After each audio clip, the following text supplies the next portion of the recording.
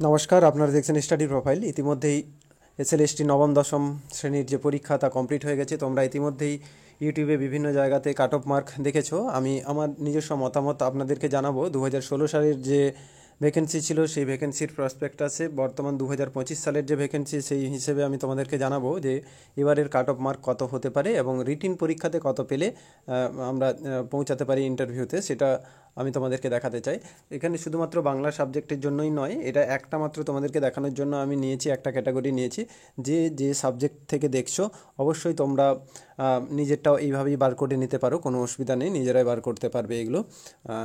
তো যে প্রিভিয়াস ইয়ারের যে কাট অফ মার্ক সেটা তোমরা কীভাবে দেখবে আমি ডিসক্রিপশানে লিঙ্ক দিয়ে দেবো। প্রিভিয়াস ইয়ারের কাট অফ মার্ক কত ছিল, কত ভ্যাকেন্সি ছিল, কোন ক্যাটাগরিতে কত কী ছিল, সমস্ত ডিটেলস দেওয়া রয়েছে। তোমরা ডিসক্রিপশানে চেক করলেই পেয়ে যাবে, আমি ভিডিও লিঙ্কটি দিয়ে দেবো।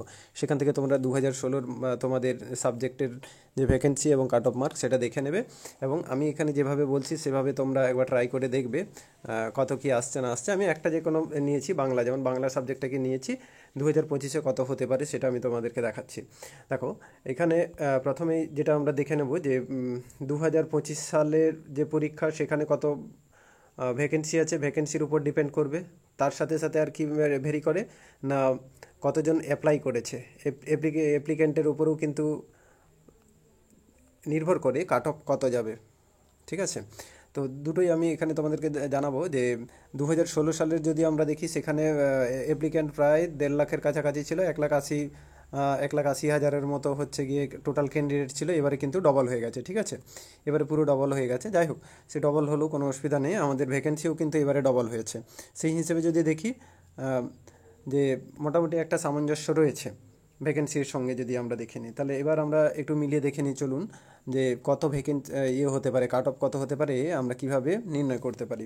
আপনারা যে কোনো ক্যাটাগরিতে আপনারা চেক করে দেখে নিতে পারেন, কোনো অসুবিধা নেই। ঠিক আছে, তাহলে দেখুন প্রিভিয়াস ইয়ার 2016-র যে কাট অফ মার্ক ছিল জেনারেল ক্যাটাগরির মেল ফিমেল ক্যাটাগরিতে। ঠিক আছে, জেনারেলের দুটো ক্যাটাগরি ছিল 2016-তে, একটা মেল ফিমেল আর একটা শুধুমাত্র ফিমেল। ঠিক আছে, আর একটা শুধুমাত্র ফিমেল ক্যাটাগরির জন্য একটা সিট ছিল। তো দুটোই আমি এখানে দিয়েছি। প্রথমে আমি ওই জেনারেল ক্যাটাগরিটাকে রেখেছি, 387টা টোটাল ভ্যাকেন্সি ছিল এখানে, 387টা, আর ফিমেলে ছিল কিন্তু 70টা। এটাকে কেন রেখেছি আমি, না এই ফিমেলরা কিন্তু জেনারেল ক্যাটাগরিতে ঢুকতে পারে। ঠিক আছে, এখানে কমপ্লিট হয়ে যাওয়ার পরে বাকি যে যারা থাকবে পিছনের দিকে তারা কিন্তু এখানে এসে ঢোকে। ঠিক আছে, এই ফিমেল শূন্য পদে তারা ঢুকবে, সেই জন্য এটাকেও আমি রেখেছি। যাই হোক, এটাকে আমি ধরছি না এটাকে। ঠিক আছে, তো তোমরা দেখে নাও।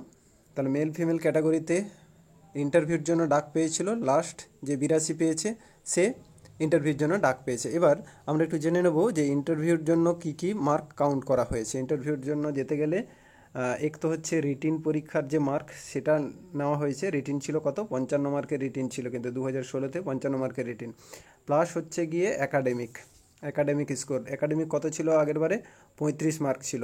এবারে সেটা কত রাখা হয়েছে, এবারে মাত্র 10 মার্ক একাডেমিতে রাখা হয়েছে। রিটিনে এবারে কত আছে, 60 আছে। ঠিক আছে, এটা তোমরা নিশ্চয়ই জানো। ঠিক আছে, তাহলে দেখো এখানে তাহলে তাদের টোটাল হচ্ছে গিয়ে 55 আর 35, টোটাল 90 মার্ক। এই দুটোকে যদি আমরা কাউন্ট করি তাহলে 90 মার্ক। এই 90 মার্কের মধ্যে যে লাস্ট ইন্টারভিউতে ডাক পেয়েছে সে 82 পেয়েছিল বাংলার মেল ফিমেল ক্যাটাগরিতে। এবার আমরা ভ্যাকেন্সিটা একটু দেখে নিই কত রয়েছে। 387টা ভ্যাকেন্সির জন্য ডাকা হয়েছে, তাই এখানে 82 রয়েছে। একাডেমিক ছিল কত বললাম, 35 মার্ক। তাহলে 35-এর মধ্যে আমি সর্বোচ্চ ধরে নিলাম যে 33 পেয়েছিল, যে লাস্ট ক্যাটাগরি ছিল সে 33 পেয়েছিল।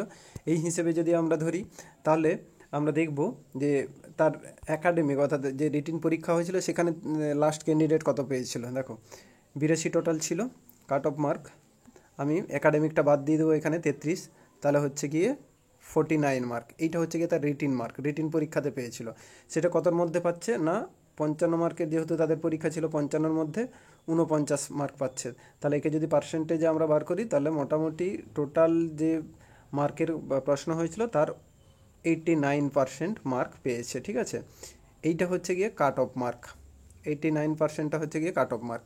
এবার 2025 সালের একবার দেখে নাও ভ্যাকেন্সি কত রয়েছে।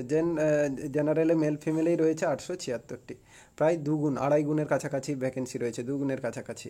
এবং ফিমেল পদেও কিন্তু দেখো 328টি কিন্তু রয়েছে। ঠিক আছে, অতএব ফিমেল যারা রয়েছে জেনারেল ক্যাটাগরি তাদের জন্য এটা কিন্তু সুবর্ণ সুযোগ রয়েছে।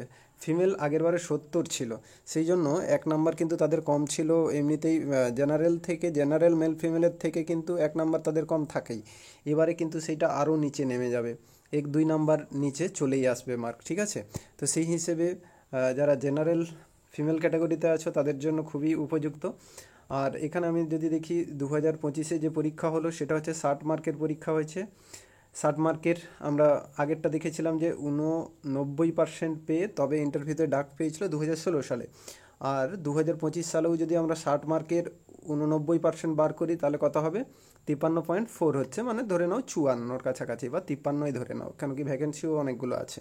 তার মধ্যে কিন্তু বাদ চলে যাবে এই যে যেটা ছিল আর কি আগের বারের যে ভ্যাকেন্সিটা ছিল সেটা ধরে নাও প্রায় 300-র মতো বাদ দিয়ে দাও, কেন কি যারা পুরনো ক্যান্ডিডেট আছে তাদেরকে তো নেবেই। তাহলে ওটাকে যদি বাদ দিয়ে দিই বাকি যেটুকু ভ্যাকেন্সি থাকবে সেই ভ্যাকেন্সিতে কিন্তু ফিল আপ হবে। তাহলে আমার হিসেবে আমি দেখতে পাচ্ছি যে মোটামুটি 53 থেকে ওই 53 থেকে 54, ঠিক আছে, 53-54 হচ্ছে গিয়ে কাট অফ নামবে জেনারেল ক্যাটাগরিতে, 53-54। এবং ফিমেল ক্যাটাগরি জেনারেলের সেখানে কিন্তু আরও একটু কমবে, মানে ওই 52 ধরে নাও, 52 বা 51, 51-52 ধরে নাও ফিমেল ক্যাটাগরিতে নামবে হচ্ছে গিয়ে কাট অফ মার্ক। এটা হচ্ছে গিয়ে আমার আপাতত মনে হচ্ছে। তোমরা এবার অনেকে বলতে পারো যে এখানে কিন্তু ভ্যাকেন্সিও অনেক বেশি আছে এবং অ্যাপ্লিকেন্টও অনেক বেশি আছে, সেই হিসেবে যদি আমরা দেখি আগের বারের যে ভ্যাকেন্সি এবং বর্তমানের ভ্যাকেন্সি সেটাও কিন্তু অনেকটাই বৃদ্ধি আছে, ঠিক আছে। 387 আগে ছিল, এবারে কিন্তু 876 হচ্ছে। সেই হিসেবে আমার এটা নিজের মোটামুটি আইডিয়া করে আমি এটুকু বলতে পারছি যে এইরকম একটা কাট অফ মার্ক থাকবে লাস্ট ক্যান্ডিডেট যার তার। তো তোমাদের কার কী মতামত অবশ্যই জানাবে এবং তোমরা কে কোন সাবজেক্ট থেকে দেখছো অবশ্যই তোমরা নিচে কমেন্টে জানাবে। ধন্যবাদ।